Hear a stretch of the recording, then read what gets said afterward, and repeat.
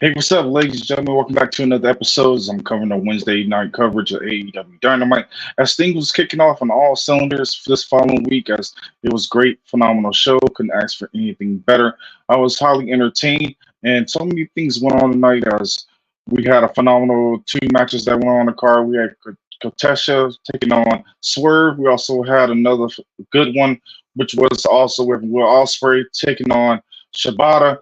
I feel like those two matches really was the top-notch cards of the night, and you couldn't ask for anything better when it came to AEW as they fully delivered with the beginning of the card towards the end, and I truly was highly invested. From my own personal take, I really enjoyed everything that was going on, and you couldn't ask for anything better. But the card had Will Ospreay versus Shibata. We also had Konosuke Takeshita taking on Swerve Strickland. We also had the Young Bucks in tag team action taking on Private Party in a tournament quarterfinals of the AEW Tag Team Tournament. We also had a four-way, which was Chris Statlander and Sky Blue, Anna Jay, and Willow Nightingale, as they were basically advancing to become the number one contender for the TBS Women's Championship. And also, we ended up having Mercedes Monet on the commentary as she was implementing her opinion and interjecting herself as to where she may be heading towards the next feud in the future. As I'm kind of seeing a little bit of tease of her becoming a heel, but I think I'm loving that because, hey, she knows how to fool the crowd and she knows how to push and turn and make everything run smoothly. Also, we ended up having another tag team qualifying tag team match. We ended up having Best Friends versus Undisputed Kingdom, which that was a decent tag team match. Wasn't not too bad, not too shabby from my own hot take.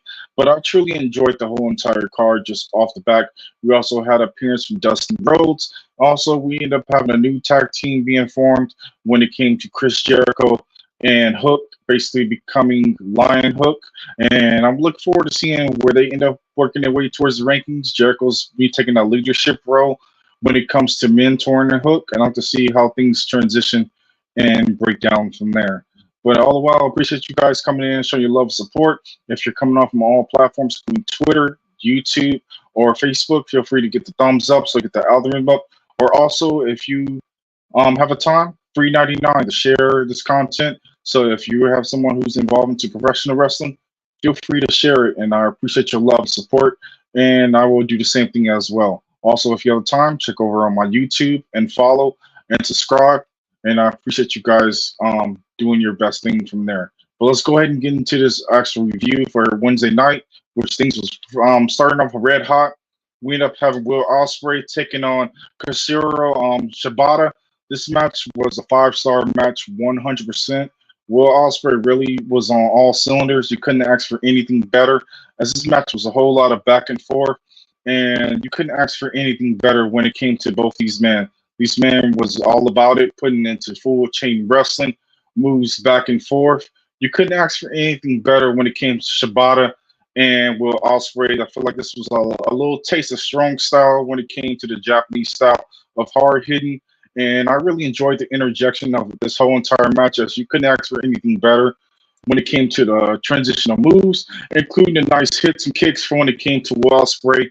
And of course, both of them going back and forth with the hesitation drop kick and a couple of flips and interchange. And of course, some nice high spots on directly on the outside as well. As this match really kept me highly invested. And Will Ospreay is a true diamond when it comes to his performance and how he developed himself. You couldn't ask for anything better when it came to both of these competitors. Both of them really put on a nice showcase, and I really enjoyed this match from start to finish. And this match went a total of 20 minutes, which you couldn't ask for anything better. They really was putting on a clinic, going back and forth. Myself, I was highly interested. I look forward to seeing them getting back into it and tangling down the line, as the conclusion of this match actually broke down really quickly with a couple of nice little interchanges and everything between. And then Osprey counter off with a couple out of the STF, and then he hit the Oz cutter only for a 1 count. And then, of course, they hit the Tiger Driver 91, and then Shibata popped right back up. And then Osprey hit him off with a couple of other Lennox reps. And then, of course, he ended up getting him with that nice hidden blade, and things broke down from there as he ended up breaking down with the 1, 2, 3 from there. But this match really went the distance. Couldn't ask for anything better. From my own hot take, I probably recommend for you guys to really go check out this match. This match really was not a sleeper. This pretty much what kept me highly invested from the beginning to the end of this match, and I was highly invested to the way how they really broke everything down from there. And it was a nice, respectful thing to see how both of these guys put on a hidden gem match, and you couldn't ask for anything better when it came to Will Osprey and to Shabata. But I'd like to go and know you guys' all take when it comes to them. Do you feel like they deserve a rematch? I would love to see them tangle it out again, at least get it again a couple more times in the future of AEW. And I feel like they are both the future of AEW, and they know how to put on a nice clinic. Then we switched things up into the next following segment. It was a nice video package for American Dragon Daniel Bryan Danielson, which they went over his highlight of his career, including from Ring of Honor and his struggles and making his way back into AEW, including from his injuries, and then finally making his debut. And he talked about everything that broke down when it came to everything that was going on within this video package. You couldn't ask for anything better, and I was highly invested to seeing the long run, as we know that Will Ospreay are and also Bryan Danielson are looking to clash, and I look forward to seeing both of them go at it at AEW Dynasty, which that's going to be a phenomenal match, and it's going to be hard hitting. It's going to be full technical, but of course we're going to see the Aerial Assassin versus the American Dragon, and I look forward to seeing how they both intertwine and mix it up, which I'd be highly interested in seeing those two knock it up and go from there. But let's go ahead and get into the Young Bucks. They were in the backstage interview segment. They broke down. It was where Renee Paquette. She was pretty much working overtime tonight with the interviews. But the statement from the Young Bucks is, I quote, they said that they sent Sings old ass packing and restructured the Elite, and now they're going to get the AEW World Tag Team Championship back. And Matthew Jackson also said he is one step ahead in the beating the private party tonight, and tells Renee to smile one more time as they leave, and they went over and switched transition over to a commercial break from there. Then they got things underway for the actual match, which was Private Party versus the Elite. The Young Bucks, more than anything, this match really was a phenomenal match. Couldn't ask for anything better. This tag team transitional, when the first time they met, it was a 5-star classic, and this time around, it was a little bit slower pace, but it was still decent with the nice spots and the change where everything that was breaking down when it came to the nice moves and transitional moves that everything was going on. When it came to them, they really worked out fairly well, and you couldn't ask for anything better, as they really was on all cylinders when it came to working with each other. They have that fine chemistry, and they really worked things out, kind of smoothing everything in between when it came to each move, everything that was breaking down in this tag team match. And you couldn't ask for anything better when it came down to these boys. These boys really knew how to put on a full clinic, and they went the distance. As also Okada was looking on when it came to the transitional, the tag team match that was going on. He was kind of keeping score, kind of watching everything that was going on within this tag team match, and you couldn't ask for seeing everything else go on from there, as things really broke down with nice chain wrestling, high spots, including seeing everything in between, including this nice move with gin and juice being nailed over there by Private Party, that went directly over the Young Bucks as well. But the conclusion of the match ended up happening with Young Bucks trying to hit a transitional tag team move, and they kind of did like a little botch BTE, which was kind of disappointing. But things broke down from there, as things kind of just went kind of like a little flat. Of course, Matt was trying to talk directly to Nick and telling him he was a legal man and tried to attack, but they had a miscommunication, so it kind of threw things off just a little bit. But then they was able to get the victory from there to advance into past the quarterfinals into the next round on the West Division for the AEW Tag Team Championship. But I'd like to know you guys' hot take when it comes to everything that was breaking down with that. Do you think you want to see the Young Bucks EVP go a little further, or would you like to see them kind of like take a back seat and give some new tag teams a little advantage? But I'm thinking that the finals, from my own perspective, I think we're going to probably get FTR versus the Young Bucks part 4, which I'm not sure if I really want to be a fan of that. But everybody has their own kind of take of what they would like to see when it comes to those tag teams just in the long run from there. but things broke down really good when it came to the last few times that they actually mixed it up with each other, and you couldn't ask for anything better when it comes to FTR and the Young Bucks, just in general. Then we switched things up into another earlier video package. It was Don Callis. He was hyping everything up for Toteska, who was basically getting ready for his following match with everything that was going on. Basically, a nice hype package when it came to him getting ready for the battle with Swerve Strickland. And I feel like those boys really put on the clinic and really kept everybody invested when it came to the main event. Once we get a little bit further along into the review, but you couldn't ask for anything better when it comes to Takeshita. He really was on a nice hot streak. Of course, beating um, Kenny Omega in the long run twice. Also picking up a big victory, submission victory over Chris Jericho, and so many other talent he really mixed up with. And I'm loving the way how they're really pushing him and giving him a hot start when it comes to how everything is breaking down from there. And then they went ahead and made the switch over to another backstage segment of Aaron, and they had an Escalade pull up, and then it ended up being Mercedes Renee making her backstage appearance, and everything went smoothly from there. As she basically had a new hairstyle and everything more transitional with the pink colors and everything like that. And then they went ahead and went to commercial break. But once they came back from commercial break, they really broke things down with Darby Allen, who was in a commercial basically hanging out with Tony Hawk, and he said that he was due to climb Mount Everest, but for the Tony's charity, but before he broke his foot, and that he had to get into other ideas to raise money, and so he got into his skateboarding montage, and basically said, "Stay tuned, as he's gonna basically break things down there and do something more chaotic and crazy, even with his broken foot." So I'm looking to see what Darby Allin does in the long run. I guess he's kind of like on borrowed time. He's kind of like just doing anything and everything, and just basically not making any kind of wasting motions when it comes to everything from there. But then they basically went to a break from there and switched things back. They did a lot of interviews tonight. Renee was in an interview with Chris Jericho and Hook backstage.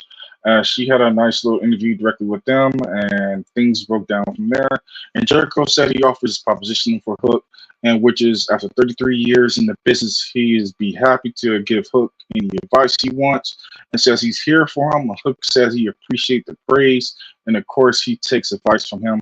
And he's Chris Jericho, but he knows who Chris Jericho is, and Chris Jericho says he knows who Hook is as well. More importantly, he can be there, and they both fist pump and agree to things as the commentary was hyping up them being a new team of being basically Lion Hook. So I look forward to seeing that transition of them being a new tag team in the wins of AEW and seeing how everything slowly break down from there. But the tag team division is looking red hot. Just basically just get on that subject of that with Private Party in the win. Also, we got a slowly return of Butcher and the Blade making their return, as well as we saw a little appearance as well from him earlier in the broadcast. Also, we're also seeing other tag teams being involved, including Top Flight. Also, we're also seeing Undisputed Kingdom, and so many teams are really pushing themselves to get involved with everything. But of course, the trios tag team are also getting a nice little shine, as we're basically seeing Bullet Club Glowed also intertwining with the Acclaim. So they're basically going to have a feud. I don't know what they're doing with that situation with the Trios Championship. If they're continue to have a Trios Championship, maybe they should retire the Ring of Honor one, have a title for title, and then basically have those teams intertwine and go from there if they're going to either feud the upcoming Dynamite or Collision, or they're probably going to push this feud all the way to AEW Dynasty from there.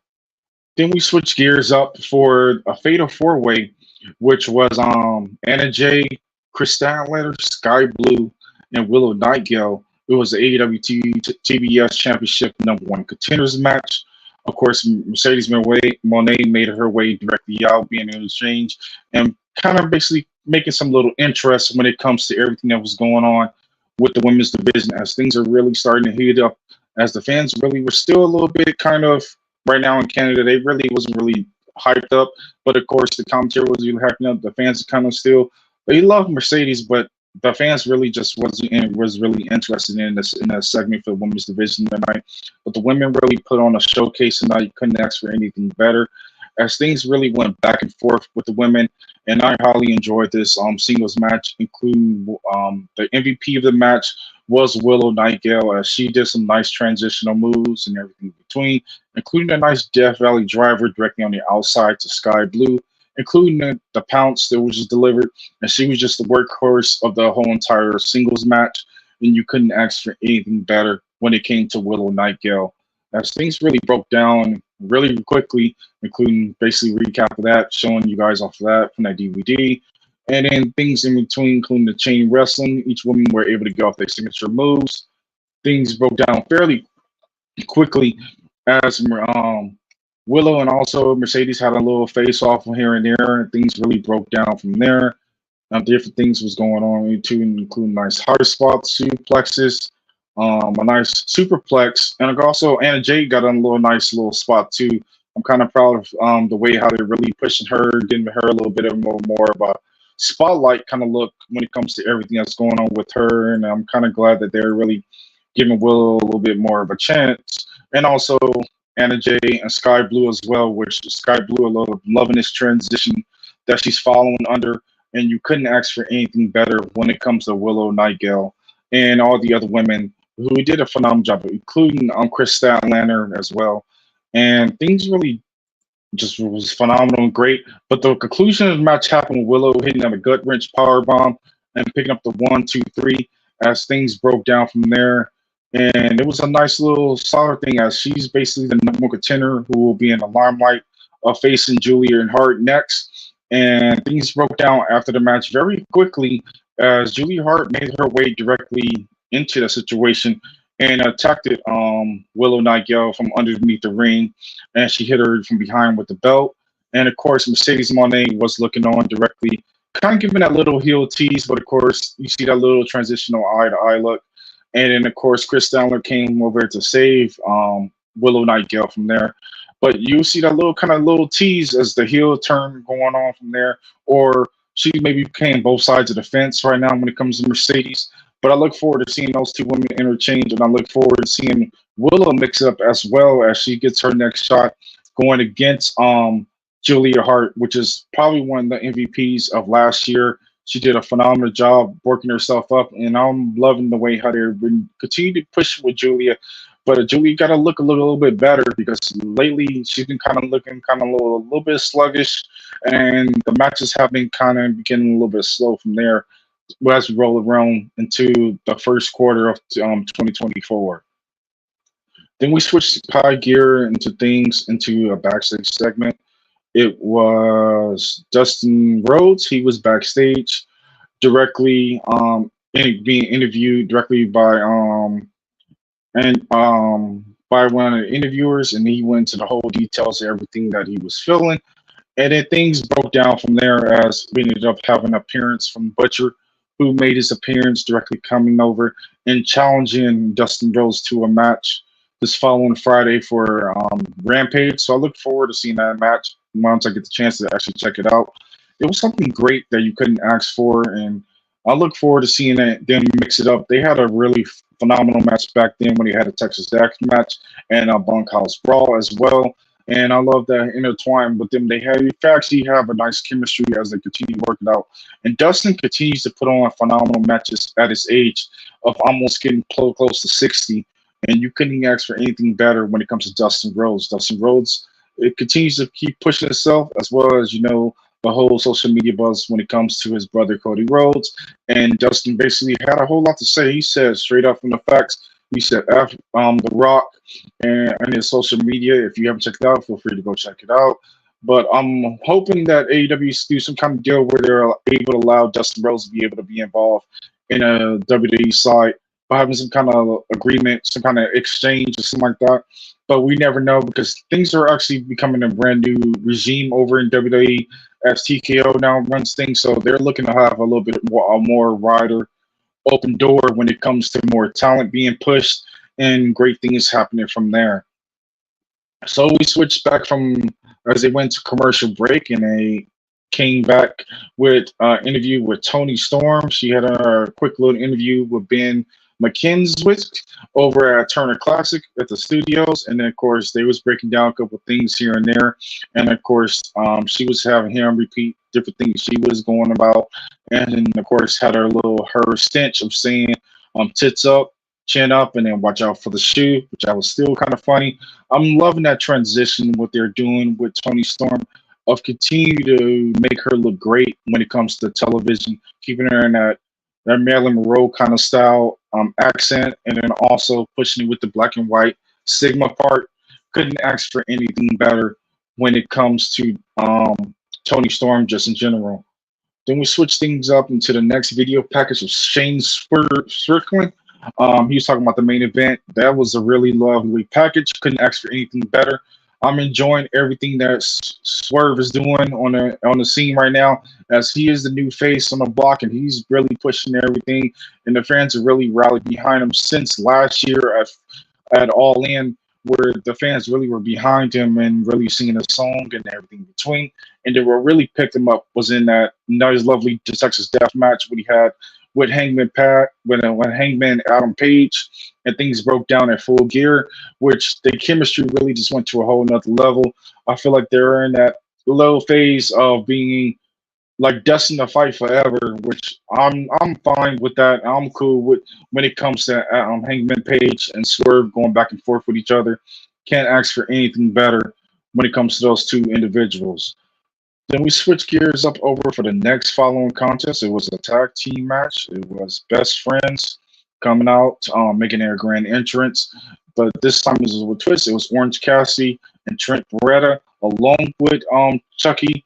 Basically, he's still on the injured list, but they basically, with a new tag team, making new transitional moves, and they're working with each other as they're going into the first round of the tournament for the AEW Tag Team Championships as they took on the Kingdom, which is Mike Bennett and Matt Taven, and they were accompanied along with, of course, the main man of the hour, of course, no other than Roderick Strong, who continues to be dominant, continues to look great each and every single week. Couldn't ask for anything better when it comes to Roderick Strong. Roderick Strong has always been a great player on the field. He's got himself into phenomenal shape since he's came into the AEW. He's looking a lot better each and every single week. Same when it comes to the Kingdom. Kingdom has really just kind of gotten that pause kind of stuff. They kind of just went flatline lately when it comes to the feuds and everything. I'm hoping that they're getting a little better push when it comes to everything that they're getting themselves involved into. And I'm looking to see them get a whole lot better from there. But this tag team match really went the distance. It was a decent match as well, as being the second tag team match of the night, as the fans are really highly behind it. It was a nice couple of big lariats, a couple of nice recovery moves in between, including a nice couple of suplexes. It was a nice power driver by Mike Bennett on the apron to Orange Cassidy, and a couple of things between there as they had a couple of commercial breaks from there, and a nice transition until a stun gun millionaire from a reverse head scissors, which was nice from Orange Cassidy. And this match had a nice little twist and turns, kind of kept me highly invested. Couldn't ask for anything better when it came to everything that broke down basically from there. But sorry about that, ladies and gentlemen, one video. But basically, things really broke down when it came to that tag team match. You couldn't ask for anything better when it came to that tag team match directly. They really put on a phenomenal match back and forth and really kept everybody highly invested from there. As things really broke down from there and things really got into a nice groove and a nice transition. And then, of course, with the Orange Punch and a couple other transitional moves, including a follow-up with a DDT. And then Beretta also hit the Brukescu knee. Also, it was another nice kind of little transitional move as well, as Roger Strong got interjected himself and got involved as well, as and he slapped Chuck Taylor on the outside. And of course, Orange Cassidy got involved and then did a nice little dive on the outside as well, and got involved within this tag team match, which I highly enjoyed it when it came to everything that was going on with this match, including a nice little dive right directly here being displayed here. He put his horn in his pocket. I like the nice little transitional part where he basically did that and got himself involved when it came to that nice little high dive including a nice little transition kicks outs back and forth. And the broke down happened there when they ended up hitting a nice tag team finisher when it came to best friends, picking up the victory where Trent Beretta actually got the victory with a victory roll, which is hard surprising seeing how things really broke down very quickly. But that was a surprising quick. It wasn't a free roll up, but basically a very traditional jackknife pin, and things broke down from there.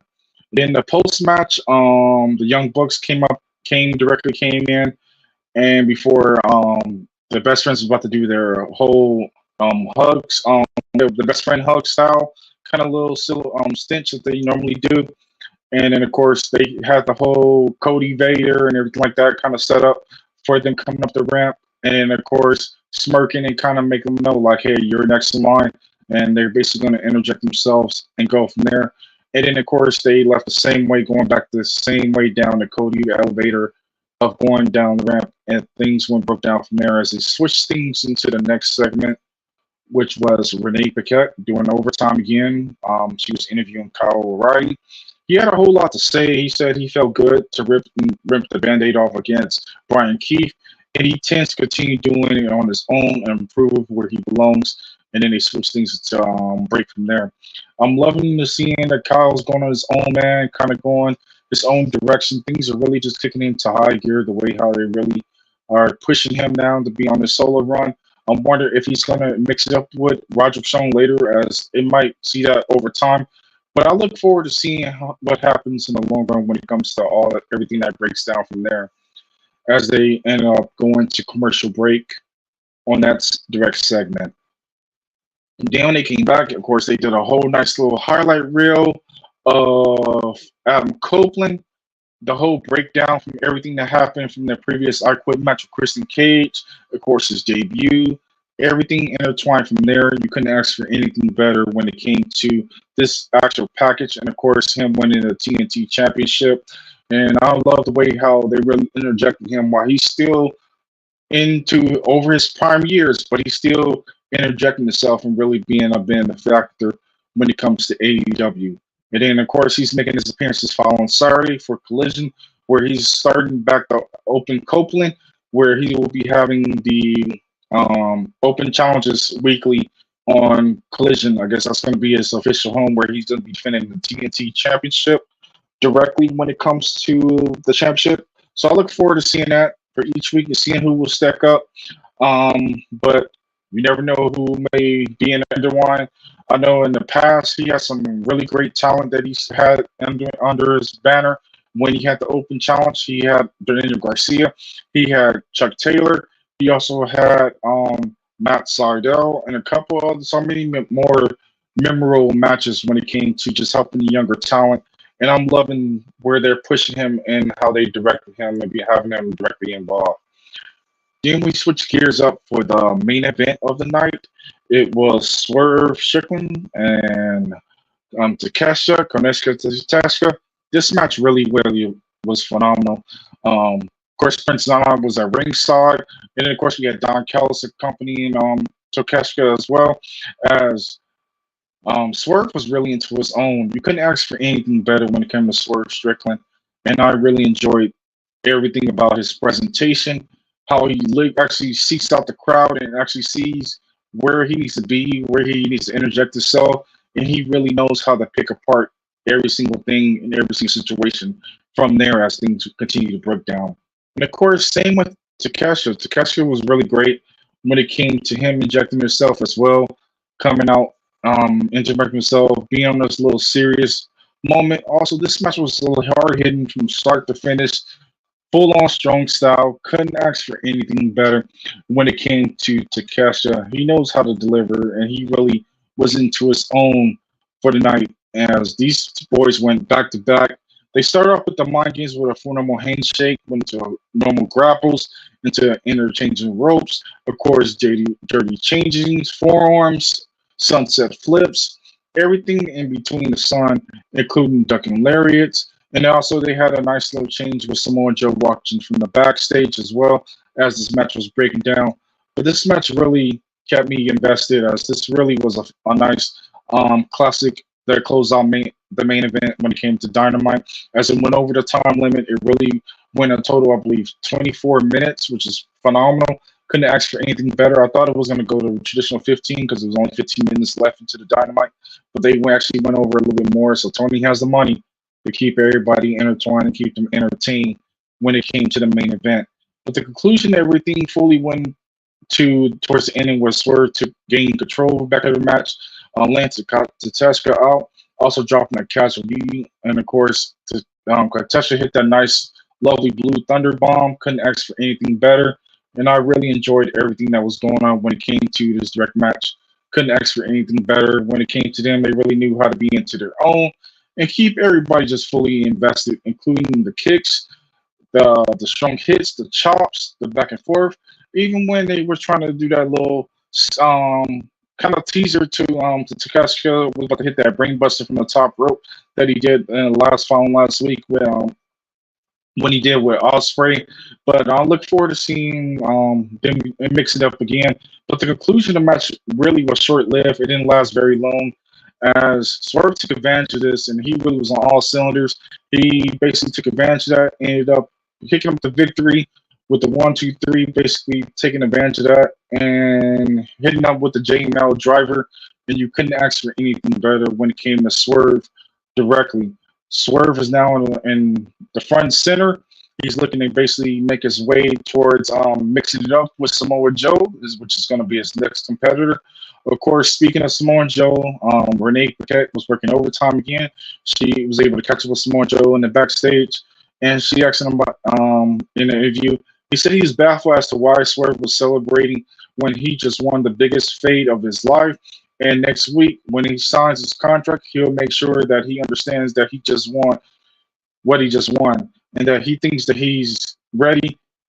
No, he doesn't actually think he's ready, but also he says he knows he's the man, but he will show him next week and go from there as the show concluded and went from there. But the whole entire Dynamite was phenomenal. Couldn't ask for anything better. This actually was a decent card from start to finish. Couldn't ask for anything better. This week, all wrestling has really just been on top notch all week, including with Monday Night Raw, which delivered a banger show. Same when it came to NXT. Same when it comes to AEW. AEW really put on a nice card. I guess Tony had to top out what was going on directly with Monday Night Raw, but I still feel like Dynamite is still pushing himself, getting people in their right positions, and figuring each other out. So many different things are going to happen when it comes to where Mercedes is going to have her stuff interchanged, when Kenny Omega will be making his direct return. Also, where does Kokesh go from here? Who will be his next feud? Also, the new formed tag team of Line Hook. I'd like to see how they work out and how they have that nice chemistry. Same when it comes to who will be making their initial return when it comes closer to AEW Dynasty. Also, when it comes to the contract signing of Samoa Joe and Swerve Strickland, I'm wondering, is Hangman going to eventually come back around, or is he still going to be out for a little bit? And then we might get that later towards the summer when Swerve makes his way towards All In, which I look forward to seeing how that turns out from there. And then, of course, they just announced later in the day that, of course, they're returning Double Nothing to Las Vegas, which I probably will most likely be in attendance next month if I have the time. But most of all, I appreciate you guys all coming out, showing your love and support. And I'd like to know from your top take, don't forget to get the thumbs up, show your love and support. Don't forget to comment down below and share the content, as I appreciate everything that you guys have been doing for me each and every single week, keeping invested, staying invested, and being a part of the community. But all the while, you guys be safe, have a wonderful night, and I'll catch you guys on the next one. Peace.